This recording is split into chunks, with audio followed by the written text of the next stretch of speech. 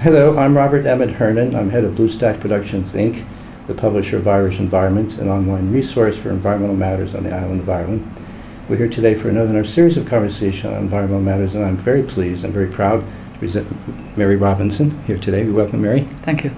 Now, if there's anybody who needs no introduction, it's Mary Robinson, but I'm going to give you an introduction anyway, because we do have people in the audience from America and from where you're probably as well known there as you are here. But anyway, Mary was... the short version. The very short Okay. version. Yes, it would be the whole time if we went through everything you've done and accomplished. Mary is the Trinity College Law Faculty and practicing barrister, senior counsel. Did very important work with European courts. First woman president of Ireland, 1990. Was elected, appointed to the United Nations Commissioner for Human Rights in 1997. Following that, she was the founder and president of Realizing Rights, the Ethical Globalization Institute. And just last year, you returned to Ireland to establish the Mary Robinson Foundation for Climate Justice, for which you're president. Now, I wonder, Mary, if you could start off by telling us what the foundation is and what it does. The foundation is a charitable foundation under Irish law, but it's actually got a global concern, which is to develop a concept of climate justice, which at the moment is not very exact. People use it in different ways. We have set out on our website principles of climate justice, which draw on some of the principles in the climate negotiations themselves, that there is the notion of common but differentiated responsibility, that the industrialized countries have benefited from carbon-based, fossil fuel-based growth and caused the increasing global warming that is undermining the lifestyles of the poorest, should take more of responsibility, should mitigate more urgently, and should pay more for the adaptation of poor countries. So in essence, the way we approach climate justice, it links human rights, and there is an increasing literature now about how the human rights community is beginning to deal with the impacts of climate change on human rights. Development, so notions of sustainable development that take into account this new world of very large growth in population and the fact that we're depleting the resources of our world in a very unfair way, and the climate change debate. We're trying to link all three.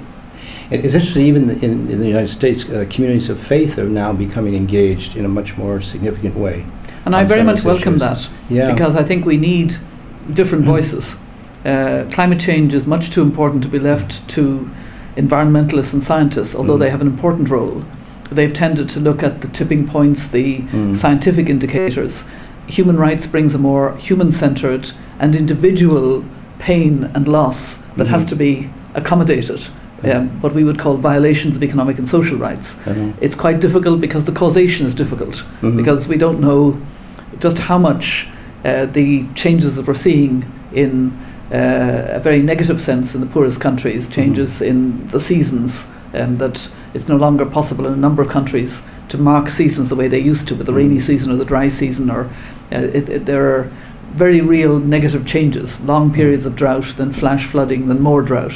How much is that is climate change, how much is bad soil management, how much is cutting down trees? But the trends are, I think, unanswerable. The drought that we're seeing in East Africa at the moment is worse than it has been in previous times until we go back quite a long period, and the predictions are we will see worse trends over the next 100 years if we still have a livable world at that stage. You know, Mary, and you, for the last several decades, you've really devoted your time to protecting and dealing with vulnerable populations in the world. And I was curious about that. In the interview you did with the University of Minnesota earlier this year, I think it was, you talked about how you learned to appreciate the law from visiting your grandfather, who, as you were growing up in Ballina, and that you learned that the law could be an instrument of change and social change. But that could have gone in several directions for you. It could have gone in the direction of, well, let's change institutional and governing structures through political systems. And you did that to some extent as the president. You certainly changed the office of the president of Ireland. But you've really got a much broader and deeper commitment to vulnerable. And where did that come from? I think, again, it started in a way in the family. The influence of my father, who was an old-style vocational doctor, for whom everybody mattered. And at that time, poor people in rural Mayo were extremely poor and not educated. and he had graduated from university in Scotland. He'd gone to school with the Jesuits in England. He had a sort of refined accent, but I heard him sort of make his voice slower and really lean forward and listen and take seriously and talk for hours sometimes. Or certainly it seemed to me as a child waiting for him to continue our story that it was hours before he would leave a very poor house because he had to listen to the mother about an anxious child or a husband who was depressive or whatever. It wasn't about handing out medicine, it was really about listening. And I think I got that sense of valuing. And he had a sister, an aunt of mine, who was a nun in India for all that period, and she would write home about the poverty on a wider scale. And I think it was very deeply ingrained, and it has been at the heart of my concern about human rights. I actually take extremely seriously the Universal Declaration of Human Rights, and in particular Article 1, that says quite simply at the beginning of it, all human beings are born free and equal in dignity and rights. And when I talk to students, I emphasize that dignity comes before rights. And what does it mean? It means that a poor person who's hungry and homeless and lying in a doorway is more hurt by the fact that they're invisible than that they aren't given something in their hand. It's that lack of dignity. And it's interesting that when we saw the Arab Spring, we saw the crowds coming out into the streets when social media made it safe for them to know that there'd be hundreds and maybe thousands of others. What did they want? Human dignity. It came up over and over again. They wanted jobs, they wanted participation, they wanted human rights. But the human dignity, I am a person, I am to be cared about, was at the heart of it. And that is at the heart of human rights. Now, and it's interesting, why, of all the broad spectrum of your brief for human rights, did you focus in on climate justice in setting up your foundation? It's been very cumulative. When I was taking cases in the Irish courts, I was actually more concerned about the classical human rights, and indeed equality being a very core one. When I was asked to give leadership as High Commissioner in the United Nations, I recognised the importance of that broad agenda of human rights with its two streams of rights, as we say, the civil and political rights, rights to life, no torture, freedom of religion, freedom of expression, freedom of association, and so on. And then the rights that are so important at grassroots level in poor communities, rights to food, and safe water and health and education. And during my time as High Commissioner, I encouraged, and we saw more mandates, official mandates of the UN, a mandate of the Special Rapporteur on the right to the highest attainable standard of health.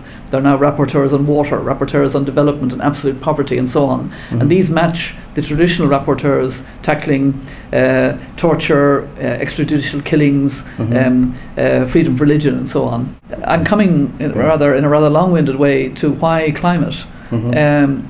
Because we were working in African countries at grassroots level, in Liberia and Ghana on decent work issues, in several other African countries on health issues, very much from a bottom-up perspective, I kept hearing the same refrain, but things have changed for the worse. We don't have any seasons anymore. Farmers don't know when to grow. There's food security problems. And I began to realize that this was an issue with immense human rights implications, and that we needed to build a bridge somehow between the work under the international human rights institutions framework and the climate discussion. And that, I'm glad to say, is happening, and there are a lot of people involved in it, and our foundation is trying to be a catalyzer and a convener of that, and an advocate for this. Yeah, and you've mentioned in the past, in a number of occasions, and as you just have now, the critical issues of food and water and how those are impacting people in Africa and other vulnerable communities.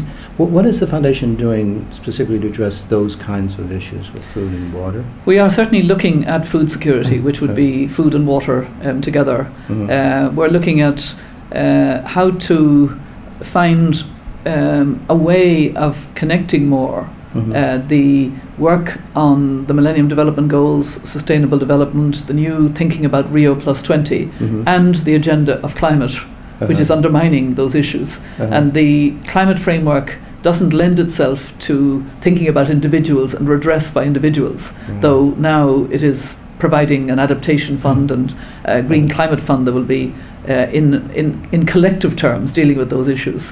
So I think we can really try to address the impact of climate, among other things, on food security issues, and very much do it from a human-centered human rights approach, and then link to the more rigorous human rights work of the Special Rapporteur on Right to Food, Rapporteur on Water, access to water, and the work of the Committee on Economic, Social and Cultural Rights. Yeah, I know you in the past said that the poster child for climate change should not be the polar bear on a thin piece of ice, but a woman from sub-Saharan Africa, and that seems certainly part of... Yeah, it's interesting. I mean, I often ask the question when I'm in mainly African countries. I was in Bangladesh recently. Our foundation is not just related to Africa, though that's the continent I'm most familiar with. But I often ask a woman in a village, in a slum, well, we've been talking about, I'm somebody connected with human rights. What do human rights mean to you? And the kind of answer I get is really interesting. It usually encompasses two things: access to water and to be free of violence. And that's very interesting because that actually spans the entire agenda. Access to water, economic and social rights, freedom from violence, proper security of the person under civil and political. And at the same time, it's the change in the climate that is aggravating both sets of rights, because if we see, as we are witnessing, worsening trends and climate shocks for poor communities, that has often in the past been a source of conflict in Darfur, in Rwanda, and will be a source of conflict in the future. And we are told as a cliche that the wars this century may be about water, and they will be to some extent, water and food. And food, and there's the land grabs going on now and with then the European countries, which is very disturbing. It's a perverse form of developmental aid. We used to say, here's some money to feed your starving, here we'll take your land and take it for ourselves. It's very scary. I certainly think countries should be supported in their food security before there are any questions of land grabs or using larger parts of land for productive purposes, may be owned by somebody outside, but the justification is it will increase food supply. Right. Well, let's first of all ensure that the country that's happening in has fed its population. Yes. Now, one of the issues I know that's of deep concern for you too, and it kind of flows into this adaptation issue, and that is the disaster risk reduction process. And I wonder if you could give an audience of what that is. It's not as well known as some of the other issues, and it's a particularly important form of adaptation. It is, and I wouldn't say that I'm, an absolute expert in this area. I was aware during my time as High Commissioner and since in Realising Rights of the increasing focus of the UN on measures of disaster risk reduction, realising that they had to go into situations of disaster well prepared, and if countries were prone to hurricanes, prone to earthquakes, prone to that, there needed to be a kind of training to be resilient, to have ways of adapting to that. I learned a lot in a recent visit last February under the auspices of BRAC, the wonderful NGO that works not only in Bangladesh but in several African countries, in Afghanistan and Haiti, etc. I'd gone with them and flew in a seaplane down to the Bay of Bengal, to the Delta region, where a whole part of Bangladesh is already suffering sea surges from frequent cyclones, and because of the warming of the water, those cyclones are becoming more frequent, so there's a climate dimension. And they are very knowledgeable about disaster risk reduction. So they have training for communities, they have steps that are to be taken. I actually witnessed part of that training. I went to a school that BRAC had established in a very flooded area where the school had been destroyed, and these children would not have any opportunity except for this initiative. But what the children wanted to show me was how they were coping with potential disaster. So there was a tall boy, he would have been about 8 or 9, who stood like a tree, and others were talking about cutting down the tree, and somebody was warning, but no, they cut the tree, so the boy fell, and then other children were the wind coming, and, and you could see, they were learning what it is. And in many ways, a lot of what we now characterize as adaptation under climate change is simply an additional dimension of this disaster risk reduction. But where I think your question is very relevant is we have need for better disaster risk reduction here in Ireland. When we have flooding in Gort and places like that, in Cork, in low-lying areas, we don't follow that with much more awareness that this may happen again, and what steps are being taken, what can be done as a way of reducing the risk. And of course, at least there is some possibility of insurance. Make sure there is good insurance cover if possible. Whereas in the poorest countries, there doesn't tend to be that level of insurance. No. So I think to try to work to make people more to increase their disaster risk reduction capability, and also to make them more climate resilient generally. Yeah, it leads us to a question that kind of fascinates me, and maybe we can kind of end up in that way. And that is, how do you manage the message that you're trying to give to people in the developed countries, and you want to say, well, you should be giving to people in the developing countries because they need to protect themselves against these impacts from global climate change, and the rest of us from the environmental community are standing behind you saying, and it's your fault for creating those climate change impacts in the first place. That's a kind of a guilt dimension that in traditional developmental aid wasn't there. You would just say, these people are suffering, you didn't cause it, it was a natural disaster, please help us. It's a much more complicated message. It's a more complicated message, and I would say that we in the Foundation are refining and trying to clarify our messages precisely because it is quite complex. But I think there's great potential to change the whole paradigm of development. I don't say we're there yet, but think about it. Traditionally, development aid has been kind of government to government, and Irish taxpayers and other taxpayers have said, yes, we should do that, it's the right thing to do. Now we're in a situation where the very choices made in families and in communities and in transport and in industry all contribute to a gradual global warming that's becoming more accelerated and more dangerous. And it's affecting the poorest and actually undermining their development. So it's not just governments. We have to get it across. Each of us have to change our habits and lifestyle. And I hope that through education in schools and in communities and youth clubs and on the blogosphere, etc., that we're all beginning to realize that. And I think young people and children get it, that they must change their lifestyle. And I think from there we move to not a negative guilt thing, but rather, and we have that additional responsibility, but also, what are we going to do? It's less a kind of development aid of a kind of food being support. It's using the skills and the technology to have access to affordable energy for the poorest, so that they will be more productive themselves.